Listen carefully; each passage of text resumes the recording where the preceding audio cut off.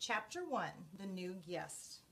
Keith, the boy in the rumpled shorts and shirt, did not know he was being watched as he entered room 215 of the Mountain View Inn. Neither did his mother and father, who both looked hot and tired. They had come from Ohio and for 5 days had driven across plains and deserts and over mountains to the old hotel in the California foothills, 25 miles from Highway 40. The fourth person entering room 215 may have known he was being watched, but he did not care. He was Matt, 60 if he was a day, who at that moment was the bellboy. Matt also replaced worn-out light bulbs, renewed washers and leaky faucets, carried trays for people who telephoned room service to order food sent to their rooms, and sometimes prevented children from hitting one another with croquet mallets on the lawn behind the hotel. Now, Matt's right shoulder sagged with the weight of one of the bags he was carrying. "Here you are, Mr. Gridley, rooms 215 and 216, he said, setting the smaller of the bags on the luggage rack at the foot of the double bed before he opened a door into the next room. "I expect you and Mrs. Gridley will want room 216. It's a corner room with twin beds and a private bath." He carried the heavy bag into the next room where he could be heard opening windows. Outside, a chipmunk chattered in a pine tree and a chickadee whistled. "Phoebe-bee." The boy's mother looked critically around room 215 and whispered, "I think we should drive back to the main highway. There must be a motel with a vacancy sign someplace. We just didn't look long enough."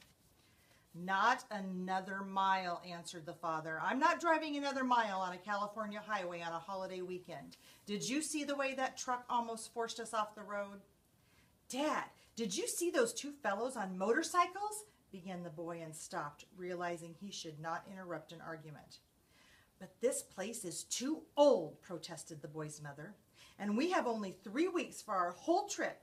We had planned to spend the 4th of July weekend in San Francisco, and we wanted to show Keith as much of the United States as we could. San Francisco will have to wait, and this is part of the United States. Besides, this used to be a very fashionable hotel," said Mr. Gridley.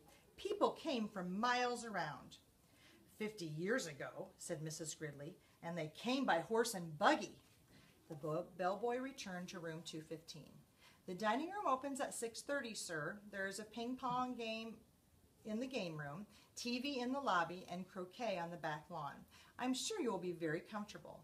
Matt, who had seen guests come and go for many years, knew there were two kinds: those who thought the hotel was a dreadful old barn of a place, and those who thought it charming and quaint, so quiet and restful. "Of course we'll be comfortable," said Mr. Gridley, dropping some coins into Matt's hand for carrying the bags. "But this big old hotel is positively spooky," Mrs. Gridley made one last protest. "It's probably full of mice." Matt opened the window wide. "Mice? Oh, no, ma'am. The management would not stand for mice." "I wouldn't mind a few mice," the boy said, as he looked around the room at the high ceiling and knotty pine walls and carpet so threadbare that many of its roses had almost entirely faded, the one chair with the amphister on its back and wash basin. Please call the office. Ken Booth, call the office. And towel racks in the corner of the room. "I like it here," he announced, "a whole room to myself. Usually I just get a cot in the corner of a motel room." His mother smiled, relenting. Then she turned to Matt. "I'm sorry. It's just that it was so hot crossing Nevada, and we are not used to mountain driving.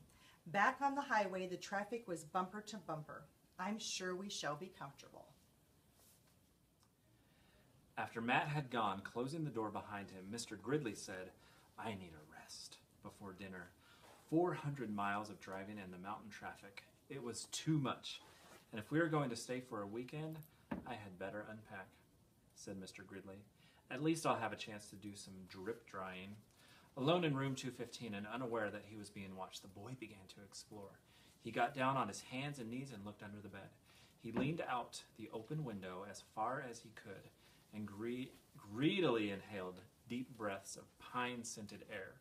He turned the hot and cold water on and off in the wash basin and slipped one of the small bars of paper-wrapped soap into his pocket. Under the window, he discovered a knothole in the pine wall down by the floor, and squatting, poked his finger into the hole. When he felt nothing inside, he lost interest.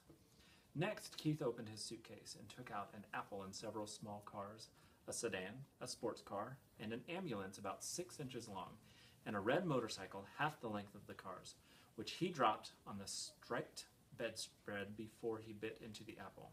He ate the apple noisily in big chomping bites, and then laid the core on the bedside table between the lamp and the telephone. Keith began to play, running his cars up and down the bedspread, pretending that the stripes on the spread were highways and making noises with his mouth. Vroom, vroom for the sports car, wee, wee for the ambulance, and brrr for the motorcycle, up and down the stripes. Once Keith stopped suddenly and looked quickly around the room as if he expected to see something or someone, but when he saw nothing unusual, he returned to his cars. Vroom, vroom, bang, crash! The sports car hit the sedan and rolled over off the highway stripe. Brrr, the motorcycle came roaring to the scene of the crash. Keith, his mother called from the next room, time to get washed for dinner. Okay, Keith parked his cars in a straight line on the bedside table beside the telephone, where they looked like a row of real cars, only much, much smaller. The first thing Mrs. Gridley noticed when she and Mr. Gridley came into the room was the apple core on the table. She dropped it with a thunk into the metal wastebasket beside the table as she gave several quick little sniffs of the air and said, looking perplexed, "I don't care what the bellboy said. I'm sure this hotel has mice." "I hope so," muttered Keith.